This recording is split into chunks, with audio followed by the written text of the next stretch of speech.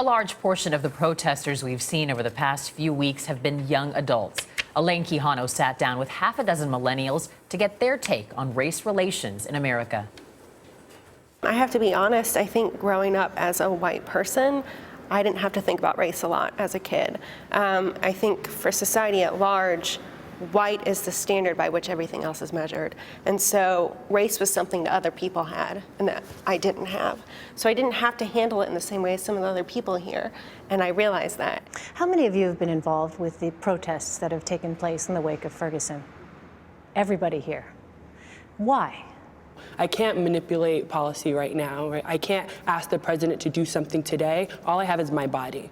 All I can do is go somewhere and show support, but that's all I can do right now. What is the change you're trying to achieve? You know, everyone says justice, like we want justice, but everyone has a different idea of that. So for some people, justice is a legal victory. That's not justice for me. To me, justice is equality and accountability. Do you think when it comes to race relations in this country, have we reached a tipping point? That's what we said in the 60s. That's what we said in the 1850s.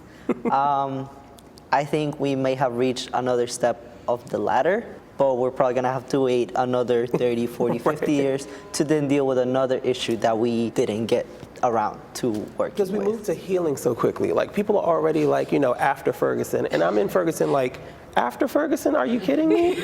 How are we after Ferguson? When you have, when the very thing that got us here has happened 2 more times in 3 months. But I think it's also important to note that we don't have it perfect at all yet. And there are a lot of people in our generation that need to check their own privilege and understand their own biases as well. What is privilege? Let's unpack this term privilege, okay? When you talk about white privilege, what are you talking about? It's when you're afforded opportunities because the status of our countries was based on your norms. What's normal for you has to be normal for me. And if I want something different, then I'm pulling a race card. But aren't you implying then, when you use that word, white privilege, some people would say you are implying that all white people are born with a silver spoon in their mouth, that they are all given... It's not about silver spoons. It's not necessarily about that. It's about the fact that I do not have to multitask every second of every day worrying about how people are perceiving me as a white person. When I go into a store, as I'm leaving, I don't have to think, did I do anything that's going to make them think I stole something? And so that's a privilege, the fact that I don't have to carry all this stuff with me every second of every day. There's such a wall around whiteness where you can go through your whole day without ever having to address the things that black people are literally pushing through just to get through their day.